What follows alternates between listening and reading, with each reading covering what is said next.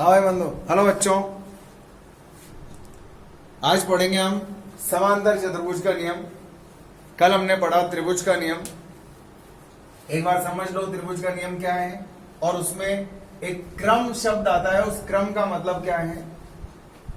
यदि दो सदिशों का हेड मिले तो इसका मतलब ये विपरीत क्रम में है, या दो सदिशों की अगर मान लो टेल मिले तो भी हम बोलेंगे दोनों सदिश परस्पर विपरीत क्रम में। अगर एक का हेड और दूसरे की टेल मिले तो हम बोलेंगे दोनों सदिश एक ही क्रम में। बताओ ये दोनों सदिश कैसे हैं? दोनों सदिश एक ही क्रम में है, तो एक का टेल और एक का हेड मिल रहा है, इसका मतलब दोनों सदिश एक ही क्रम में। तो हमने कल पढ़ा था यदि दो सदिश एक ही क्रम में हो और त्रिभुज की दो भुजाओं को अगर ये निरूपित करते हैं तो तीसरी भुजा विपरीत क्रम में, विपरीत का मतलब दोनों के हेड मिलेंगे, तीसरी भुजा विपरीत क्रम में इनके संयोजन को अर्थात इनके परिणामी सदिश को व्यक्त करती है। ए वेक्टर प्लस बी वेक्टर बराबर क्या होता है? C vector. इसमें दो तीन इंपॉर्टेंट चीजें और बताई थी हमने कल आपको। यदि इस प्रकार से हो, इसको रट्टा नहीं मारना कि ए प्लस बी बराबर सी आएगा, ऐसे नहीं। ऐसा भी हो सकता है जैसे एक सदिश मान लो ये है ए वेक्टर और दूसरा सदिश ये है बी वेक्टर और ये है मान लो तीसरा सदिश सी वेक्टर।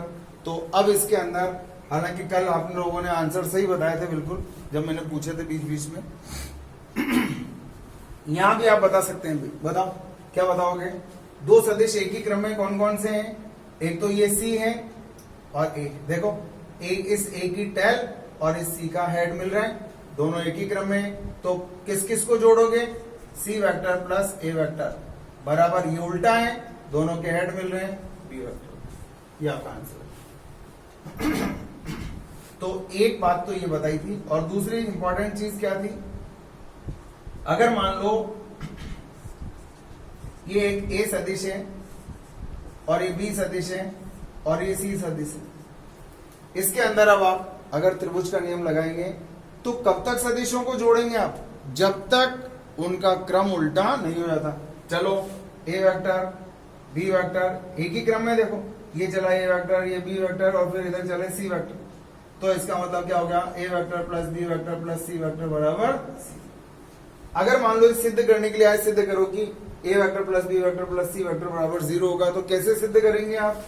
बताओ, इसको सिद्ध करना है तो कैसे सिद्ध करोगे? ए वेक्टर ऐसे किसी बना लो, बी वेक्टर ऐसे किसी बना लो और सी वेक्टर को ऐसे बना लो। बताओ सही बनाएगा क्या? इसमें कोई अंतर है? यदि किसी सदिश के तीर के निशान को पलट दें, देखो तीर का निशान इधर है, इधर कर दूं तो उसके आगे क्या लग जाएगा? माइनस का चिन्ह। क्यों लग गया? क्योंकि विपरीत सदिश हो गया। विपरीत सदिश क्यों हो गया? क्योंकि इसकी दिशा पलट गई। ठीक है, अब त्रिभुज का नियम लगाओ। बताओ क्या होगा? दो सदिश एक ही क्रम में दिख रहे हैं, ये और ये, इन दोनों का जोड़ ए वेक्टर प्लस बी वेक्टर बराबर तीसरे के बराबर होगा। इसको इधर ले जाओ तो A vector plus B vector plus C vector बराबर क्या हो गया? ये पढ़ा था कल, जो मैंने आपको रिवाइज कर दिया। आज पढ़ेंगे आप समांतर चतुर्भुज का नियम। इंपॉर्टेंट है, जो जितना अच्छे से लगाएगा समांतर चतुर्भुज के नियम को फिजिक्स में, वो उतना ही फास्ट आंसर देगा और एक्यूरेट आंसर देगा। उसका सॉल्व करने का तरीका अलग होगा दूसरे बच्चों से। समांतर चतुर्भुज का नियम कहने को बहुत सीधा है, लेकिन आपको समांतर चतुर्भुज का नियम याद होने से कुछ भी फर्क नहीं पड़ेगा। समांतर चतुर्भुज के नियम में जो आइडेंटिटीज आपको मैं दूंगा, उनको आप कितनी चतुराई से अप्लाई करते हैं उसके ऊपर डिपेंड करेगा कि आप कितना फास्ट काम करेंगे। चलो देखो समांतर चतुर्भुज का नियम। समांतर चतुर्भुज का नियम। इस समांतर चतुर्भुज के नियम में, समांतर चतुर्भुज शब्द आ रहा है। समांतर चतुर्भुज का मतलब चार भुजाओं से घिरी ऐसी आकृति जिसके आमने सामने की भुजाएं परस्पर समानांतर, ये इसके समांतर, ये इसके समांतर, ये इसके बराबर और ये इसके बराबर, तो ये समांतर चतुर्भुज हो गया। तो ऐसा ही कुछ हमें यहां पर देखने को मिलेगा। इधर देखो, ये दो सदिश अगर हों, हटा दो इन दोनों, ऐसा नहीं लग रहा समांतर चतुर्भुज बना हुआ था यहां, लेकिन अभी आपको क्या नजर आ रहा है? सिर्फ आपको सिर्फ दो सदिश नजर आ रहे हैं। देखो, केवल दो सदिश नजर आ रहे हैं, पी वेक्टर और क्यू वेक्टर, दो ही सदिश दिख रहे हैं। लेकिन ऐसा भी लग रहा है कि एक समांतर चतुर्भुज की दो भुजाएं भी दिख रही है ना। तो इसी को ध्यान में रखते हुए आप समांतर चतुर्भुज का नियम ध्यान से सुनो। यदि दो सदिश,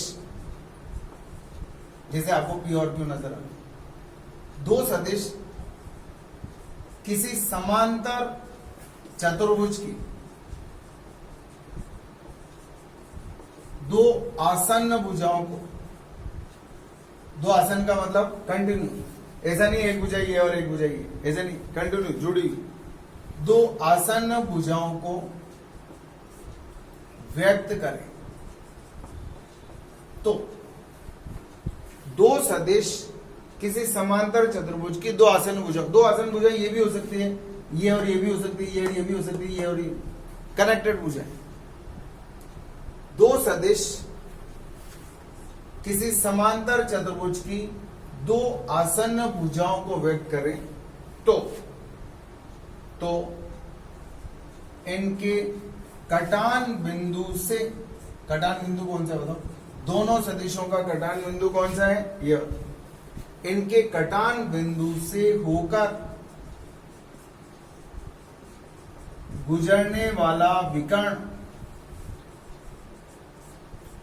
बताओ, इनके कटान बिंदु से होकर गुजरने वाला विकर्ण कौन सा होगा? ये वाला होगा। कटान बिंदु से होकर गुजरने वाला विकर्ण, इस वाले विकर्ण की बात कर रहे हैं। समांतर चतुर्भुज में दो विकर्ण होते हैं, मालूम है? एक ये भी विकर्ण होता है, ये भी विकर्ण होता है। कौन से की बात कर रहे हैं? जो इनके कटान बिंदु से होकर के गुजर रहा है उसकी बात कर रहे हैं। इनके कटान बिंदु से होकर गुजरने वाला विकर्ण इन दोनों सदिशों, दो सदिश कौन कौन से? पी और क्यू, दोनों सदिशों के परिणामी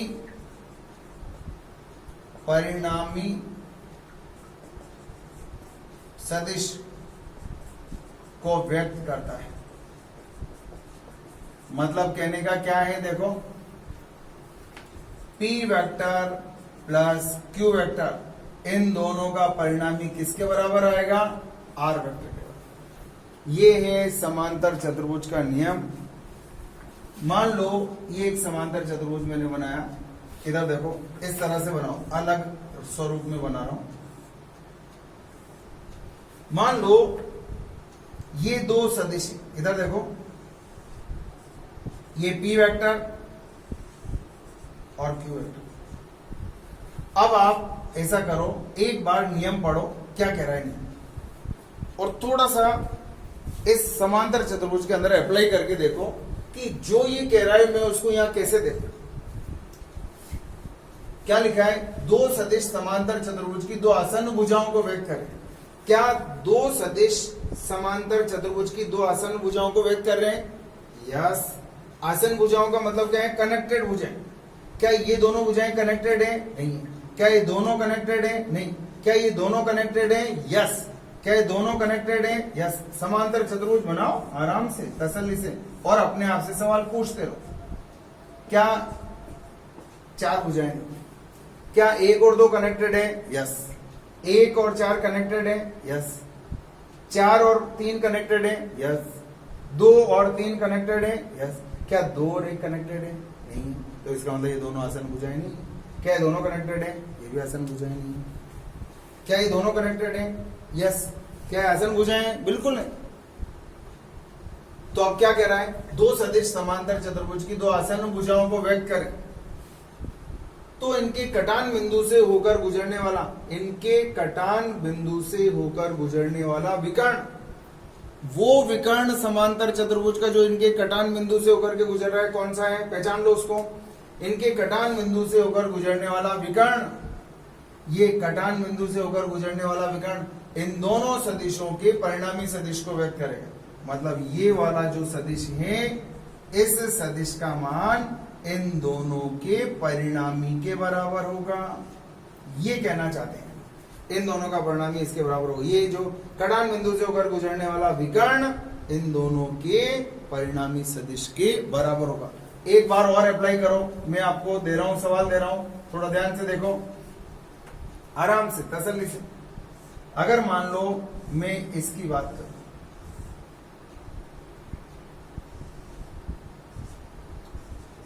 ए वेक्टर और ये सी वेक्टर, और ये मान लो ये डी वेक्टर, तो बताओ समांतर चतुर्भुज का नियम लगा सकते हो? लगा के बताओ। तीन सदिश नजर आ रहे हैं आपको, एक नजर आ रहा है, दो नजर आ रहा है और ये तीसरा नजर आ रहा है। नजर आया क्या? ये हटा दिया, देखो मैं हटाऊंगा नहीं, लेकिन अब की बार से ये तो मैंने आपको केवल दिखाने के लिए, पहली बार अप्लाई कर रहे हो ना, इसलिए छोटे मोटे नन्हे मुन्ने बच्चे हो, इसलिए हटा दिया। चलो इधर देखो, एक बार और देखते हैं। अगर मान लो मैं आपसे बोलूं एक सदिश ए वेक्टर ये है, एक सदिश बी वेक्टर ये है और एक सदिश सी वेक्टर ये है, इन तीनों में संबंध बताना है आपको। शानदार सवाल है, मस्त, आपकी दिमागदानी दो देगा अच्छे से। बताओ इन तीनों सदिशों में क्या संबंध है? बहुत अच्छा सवाल है। और तीसरा एक और सवाल देखते हैं।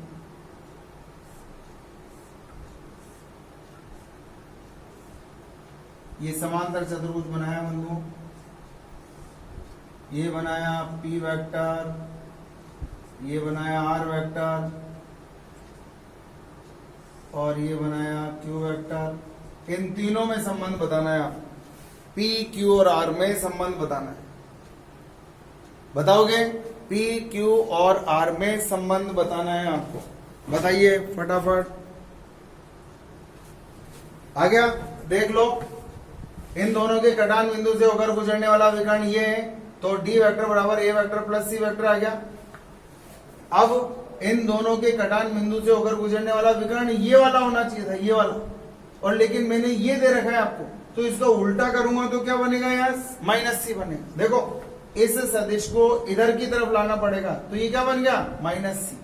तो माइनस सी बराबर क्या आएगा? ए वेक्टर प्लस बी वेक्टर। यहां तक बताओ, दो आसन भुजाएं ये है, इन दोनों का कटान बिंदु से गुजरने वाला विकर्ण ये है, तो इन दोनों का परिणामी सदिश आ गया क्यू वेक्टर। क्यू वेक्टर बराबर P vector plus R vector. इसका मतलब आपको रट्टा नहीं मारना है कि ये हमेशा यही आएगा, आर वेक्टर बराबर P vector plus Q vector. हम वहां पर देख करके बताएंगे क्या आंसर। चलो एक ट्राई और मारो, एक ट्राई और मारना है। पी वेक्टर, क्यू वेक्टर और आर वेक्टर, बताओगे फुर्ती से? आंसर चाहिए, अब बता सकते हो? बहुत आसान काम है। अब एक ट्राई और मार रहा हूं, एक सवाल और। जब इतना ही आंसर दिया है तो आप उसका भी आंसर दे पाएंगे आराम से। वैसे इस क्वेश्चन का आंसर जो है बहुत अच्छी बात है। इधर देखें, ये समांतर चतुर्भुज बनाया मैंने, ए वेक्टर, बी वेक्टर और सी वेक्टर, इन तीनों में संबंध बनाना है। ए वेक्टर, ये ए वेक्टर है, ये बी वेक्टर है और ये सी वेक्टर है। इन तीनों में संबंध बताने पे आप बता सकते हो। बहुत आसान है। पहले उधर बताते हैं, देखो इन दोनों का परिणामी सदिश समांतर चतुर्भुज का नियम कहता है, दो सदिशों, अगर दो सदिश समांतर चतुर्भुज की दो आसन्न भुजाओं को व्यक्त करें तो कटान बिंदु से गुजरने वाला ये विकर्ण, कटान बिंदु से गुजरने वाला ये वाला विकर्ण परिणामी सदिश को, तो इसकी दिशा अगर मैं इधर कर रहा हूं, करूंगा तो ये क्या बन जाएगा? माइनस आर बराबर क्या आएगा? P plus Q. आगे ये माइनस आर बराबर पी प्लस क्यू। यहां बताओ क्या आएगा? समांतर चतुर्भुज की दो आसन्न भुजाओं को बनाऊंगा तो इसको यूं करूंगा, देखो इधर, अगर मैं इसको यूं करूंगा तो ये क्या बन जाएगा बताओ? माइनस ए। इसको इधर करूंगा तो ये बी वेक्टर को देखो, बी वेक्टर है नहीं, अगर मैं इसको इधर कर दूंगा तो ये क्या बन गया? Minus B vector. और ये क्या है? C vector. देखो ये समांतर चतुर्भुज बन गया। तो क्या आएगा, minus A vector minus B vector बराबर सी वेक्टर, या A vector plus B vector बराबर क्या आ गया, सी वेक्टर, क्या आएगा, माइनस। इस तरह से आप समांतर चतुर्भुज का नियम लगाएंगे। बहुत सीधा है, टफ कुछ भी नहीं है। टफ तो तब लगता है जब हमें अप्लाई करना नहीं आता। बच्चे क्या करते हैं, समांतर चतुर्भुज का नियम तो याद कर लेते हैं और फिर उनसे कहो इसमें लगा के बताओ, फिर वो कहते हैं ऐसा चित्र तो हमने देखा ही नहीं। अब ऐसा चित्र नहीं देखा तो बेचारा वो लगाएगा कैसे। तो आपको ध्यान रखना है, समांतर चतुर्भुज का नियम याद भी करेंगे और अप्लाई भी करेंगे। मेरे हिसाब से आपको समांतर चतुर्भुज का नियम लगाना आ जाएगा। लेकिन मैथमेटिकल तरीके से इसको पढ़ेंगे कैसे। मैथमेटिकल तरीके का मतलब यह है कि अगर मान लो इसका मान 5 है, इसका मान 10 है, तो इसका मान कितना आएगा, इस आर का मान कितना आएगा, ये निकालना है। अगर इस कोण का मान लो 70 डिग्री है, तो इस वाले कोण का मान कितना आएगा। तो ये है मैथमेटिकल डिस्क्रिप्शन इसका, गणितीय विश्लेषण, मैथमेटिकल एनालिसिस समांतर चतुर्भुज के नियम का। बोर्ड पर देखते रहो, पेन कागज कॉपी निकाल लो, चित्र बनाना है आपको। गणितीय विश्लेषण तसल्ली से पढ़ो, सीधा है। घर पर एक बार उसको आज रिवाइज भी करना, ठीक है। देखो, मान लो ये एक सदिश है भी और इसका नाम है पी वेक्टर। एक और सदिश है और इस सदिश का नाम रख दिया मैंने क्यू वेक्टर, ठीक है। और आपको इन दोनों सदिशों के बीच का इस कोण का मान दिया हुआ है, दैट इज थीटा। ये थीटा दिया हुआ है। इस कोण का मान कितना है, थीटा के बराबर, ठीक है। दो सदिश पी वेक्टर और क्यू वेक्टर हैं और इन दोनों के बीच का कोण कितना है, थीटा के बराबर। समांतर चतुर्भुज का नियम लगाऊंगा मैं। क्या कहता है समांतर चतुर्भुज का नियम, बताओ। ऐसी कैसी बुझाइयां बना दो, कोई दिक्कत हो तो बताओ। क्या समांतर चतुर्भुज का नियम बन गया। अब क्या कहता है समांतर चतुर्भुज का नियम, तो याद हो गया होगा। यदि दो सदिश किसी समांतर चतुर्भुज की दो आसन्न भुजाओं को व्यक्त कर, दो सदिश किसी समांतर चतुर्भुज की दो आसन्न भुजाओं को व्यक्त करें, तो इनके कटान बिंदु से होकर गुजरने वाला विकर्ण, इनके कटान बिंदु से होकर गुजरने वाला विकर्ण, इनके परिणामी सदिश को, परिणामी सदिश का मतलब जानते हो, रिजल्टेंट वेक्टर। इंग्लिश में क्या बोलते हैं, रिजल्टेंट वेक्टर। रिजल्टेंट का पहला अक्षर क्या है, आर, इसलिए हम इसको अक्सर आर के द्वारा ही प्रदर्शित करते हैं। तो इन दोनों का जो परिणामी आया वो इतना आया। तो बताओ आर क्या है, कोई पूछे आर क्या है भैया बताओ, तो आप क्या जवाब दोगे, बोलो। हम बोलेंगे पी वेक्टर और क्यू वेक्टर का परिणामी सदिश है, कैपिटल आर।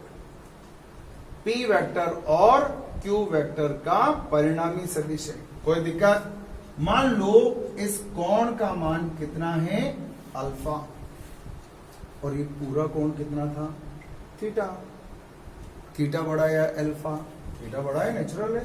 थीटा तो पूरा कोण है, किस किस के बीच का, पी वेक्टर और क्यू वेक्टर। और अल्फा किस किस के बीच का है, परिणामी सदिश और पी वेक्टर के बीच का कोण, ठीक है। हो गया काम। मैंने इसको आगे बढ़ा दिया, थोड़ा सा आगे बढ़ा दो, और यहां से इसके ऊपर एक लंब डाल दो। कैसा लग रहा है, ए बी सी डी और ई, मैंने अपनी तरफ से नाम रख दिया। ऐसा नहीं लग रहा आपको, एक समकोण त्रिभुज बन रहा है, एक क्या दो बन रहे हैं, दो समकोण त्रिभुज। देखो देखो देखो आराम से। जब भी हम डायग्राम बनाए उसके अंदर घुस जाओ, डायग्राम के अंदर, और आपका दिमाग एनालिसिस करना शुरू कर दे कि मुझे इसके अंदर क्या क्या दिखाई दे रहा है। जैसे मैंने कहा समकोण त्रिभुज दिख रहा है, तो अब आपका दिमाग काम करना चाहिए, यार समकोण त्रिभुज एक तो ये भी है और एक समकोण त्रिभुज ये बड़ा वाला भी दिख रहा है ना आपको, दो समकोण त्रिभुज नजर आ। क्या पाइथागोरस प्रमेय पढ़ी? अच्छा बताओ, इस सदिश का मान क्या है? P vector. अगर मैं बोलूं इसकी लंबाई कितनी है तो क्या बोलोगे? पी। पी क्या है? इसका परिमाण, और इसका परिमाण कितना होगा? क्यू, और इसका परिमाण होगा आर। सदिश में दो चीजें होती है, जानते हो ना? क्या क्या होती है बताओ तो? एक तो होता है परिमाण और एक होता है दिशा। होता ही नहीं होता है? ये इसका परिमाण है और ये दिशा है। ऐसे इसके अंदर भी दो चीजें, कौन कौन सी?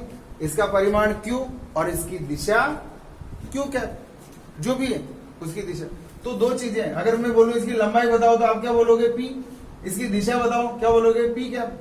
तो आपको दो चीजें अलग अलग लिखेंगे नहीं, केवल दिमाग में समझना है आपको कि अच्छा बताओ, ये आपको एक समकोण त्रिभुज नजर आया? समकोण त्रिभुज, समकोण त्रिभुज कौन सा? ACD में पाइथागोरस प्रमेय लगा। बताओ क्या होता है पाइथागोरस प्रमेय? कर्ण का स्क्वायर बराबर लंब का स्क्वायर प्लस आधार का स्क्वायर। ये है, कोई दिक्कत हो तो बोलो। कर्ण का स्क्वायर बराबर लंब का स्क्वायर प्लस आधार का स्क्वायर। कर्ण कौन सा है इसमें? कर्ण कौन सा है? एडी। एडी। लंब कौन सा है बताओ? CD। और आधार कौन सा है? AC। आराम से देखो, ये जो आपको समकोण त्रिभुज नजर आ रहा है, इस समकोण त्रिभुज का ये क्या हो गया? कर्ण, ये हो गया आधार, और ये हो गया लंब। कोण के सामने वाली भुजा लंब, ये आधार, और ये कर्ण। सिंपल सिंपल सी बातें हैं, टफ कुछ भी नहीं है इसके अंदर। अच्छा बताओ, इसके अंदर से कुछ चीजें निकाल निकाल करके इसमें रखते हैं, थोड़ा ध्यान से देखेंगे आप लोग। सबसे पहले तो AD, A से लेकर D तक की लंबाई का मान बताओ। लंबाई, लंबाई बोलो, परिमाण बोलो, क्योंकि सदिश की जो लंबाई होती है वही तो परिमाण होता है। अगर आपसे कहा जाए ये क्या है, बोला ये तो सदिश है, R वेक्टर है, तो इसके अंदर दो चीजें हैं, एक लंबाई है और एक दिशा है। लंबाई कितनी? अगर कोई बोले नहीं नहीं लंबाई बताओ, तो बोला ये लो लंबाई। दिशा बताओ, बोला ये लो दिशा। तो अगर मैं आपसे बोलूं इस लंबाई का मान बताओ, AD क्या है? AD क्या है? लंबाई। और लंबाई की जगह क्या आप R वेक्टर लिखोगे क्या? नहीं, सदिश में दो चीजें होती है, एक लंबाई, लंबाई मतलब परिमाण, और एक तीर का निशान मतलब दिशा। तो ये कर्ण सिर्फ क्या होता है? लंबाई होती है, और लंबाई का मान कितना है? R। और अब मैंने इसका कर दिया स्क्वायर। ये देखो एक त्रिभुज नजर आया, कर्ण का स्क्वायर करना है मतलब R का स्क्वायर।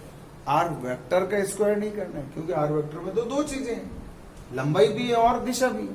तो आप दिशा का स्क्वायर थोड़ी कर रहे हैं, किसका कर रहे हैं? लंबाई का, बराबर CD। अब CD तो पता ही नहीं है, कोई बात नहीं। ट्रायंगल देख रहे हो, त्रिभुज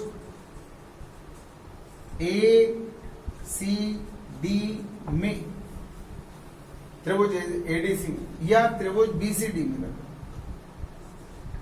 BCD देखो तो, ये BCD दिख रहा है आपको? दिखा BCD? अच्छा एक चीज बताओ, समांतर चतुर्भुज में इसकी लंबाई कितनी है? आराम से, तसल्ली से। अगर आपने सदिश में दो चीजों को देखना सीखा है, कोई टेंशन नहीं, कॉन्फिडेंस 7वें आसमान में रहना चाहिए, बिल्कुल अपर एंड पर। मेरा कॉन्फिडेंस है, बिल्कुल अपर साइड रखता हूं, और बच्चों से भी बोलता हूं अपना कॉन्फिडेंस अपर साइड में होना चाहिए। क्यों लोअर साइड में क्यों होना चाहिए? जब अपन को मालूम है हम जो पढ़ रहे हैं कॉन्फिडेंस के साथ पढ़ रहे हैं। इस सदिश की लंबाई पूछूंगा तो R आएगी, इस सदिश की लंबाई पूछूंगा तो क्या आएगी? Q।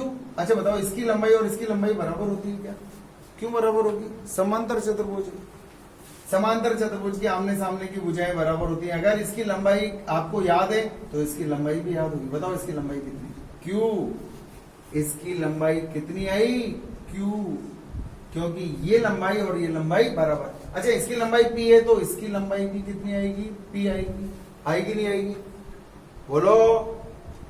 ये P वेक्टर की दिशा है, दिख रही है देखो, ये P वेक्टर की दिशा है और ये Q वेक्टर की दिशा है, तो बताओ इस कोण का मान भी कितना आएगा, थीटा। देखो थीटा किस किस के बीच का कोण था, P वेक्टर और Q वेक्टर का, ये Q वेक्टर है और ये P वेक्टर है, ये Q वेक्टर है और ये P वेक्टर है, दोनों के बीच का कोण कितना आ गया, थीटा।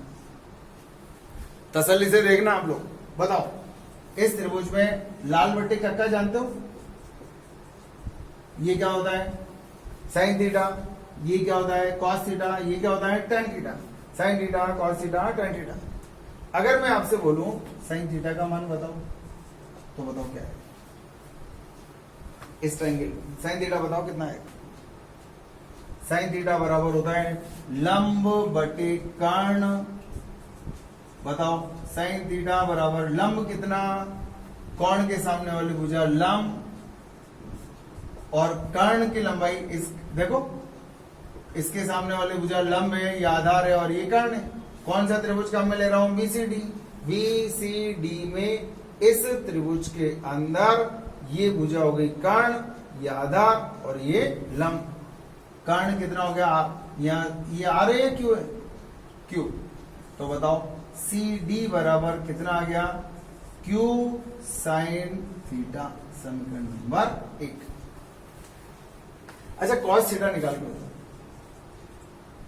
कॉस थीटा बराबर क्या होता है, आधार बटे कर्ण, टेन थीटा क्या होता है, लंब बटे आधार, ये साइन थीटा, ये कॉस थीटा, ये टेन थीटा, लाल बटे कक्का। तो बताओ कॉस थीटा बराबर क्या आएगा, आधार बटे कर्ण, पहचानो, उसी त्रिभुज में आधार बटे कर्ण निकाल रहे हैं। आधार कौन सा है, पहचानो एक एक करके। कोण के सामने वाली भुजा तो लंब होती है, सबसे बड़ी भुजा कर्ण होती है, तो ये आधार यही बचा, कौन सा बचा, बीसी। और कर्ण कौन सा है इसका, ये वाला क्यू। अच्छा ये कर्ण क्यू कहां से आ गया, क्योंकि समांतर चतुर्भुज की दोनों भुजाएं आमने सामने की भुजाएं बराबर होती है, ये इसकी लंबाई क्यू है तो इसकी लंबाई का मान भी क्यू के बराबर होना चाहिए। तो बताओ इस क्यू को इधर ले जाओ तो बीसी बराबर कितना है, क्यू कॉस थीटा, समीकरण नंबर। अब मैं इसके अंदर मान रखूंगा, चलो इसके अंदर मान रखने से पहले एक काम और बता दो, इसको ऐसे लिख दिया, बराबर सी डी, ये रहा सी प्लस ए सी, ए से लेकर सी तक को ऐसे लिख सकते हो क्या आप, A B plus B C लिख सकते हो क्या, देखो ए से लेकर सी तक को कैसे लिख सकते हैं, A B plus B C लिख सकते हो, देखो A B plus B C लिख सकते हैं ना। अरे मैंने बीसी का मान निकाला, बीसी का मान कितना निकाला, क्यू कॉस थीटा, बीसी का मान कितना निकाला, क्यू कॉस थीटा, और सीडी का मान भी निकाला, देखो ये रहा सीडी, इसका मान कितना निकाला, क्यू और साइन थीटा। वैसे मैं इस टॉपिक के बाद पढ़ाऊंगा सदिशों का वियोजन, तो फिर आपको ये इस तरह से साइन थीटा कॉस थीटा निकालने नहीं पड़ेंगे, आप डायरेक्ट निकाल देंगे, लेकिन वो आपको वो वियोजन पढ़ना पड़ेगा। वियोजन के बाद तो हमें नजर आने लग जाएगा कौन सा कॉस थीटा है, कौन सा साइन थीटा है, बस 2 दिन का और इंतजार है उसके अंदर, ठीक है ना। इसके अंदर मान रखते हैं, चलो एडी पहचानो, कहां है एडी, ये रहा एडी, कितना, क्या वेक्टर लगाऊं क्या, बिल्कुल नहीं, क्योंकि एडी क्या है, लंबाई, और इसकी लंबाई का मान कितना है, आर के बराबर, ठीक है।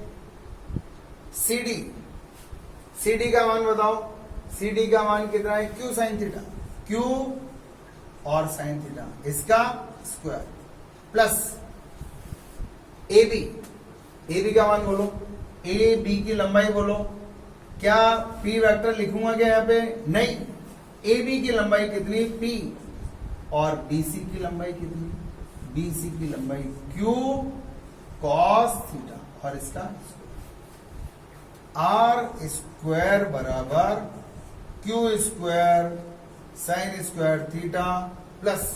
अच्छा आपको ए प्लस बी का होल स्क्वायर खोलना आता है, क्या होता है बताओ तो, ए प्लस बी का होल स्क्वायर खोल के बताओ यार, A square plus B square plus 2ab होता है। ए प्लस बी का होल स्क्वायर खोलना आता है। ए प्लस बी का होल स्क्वायर बराबर A square plus B square plus 2ab।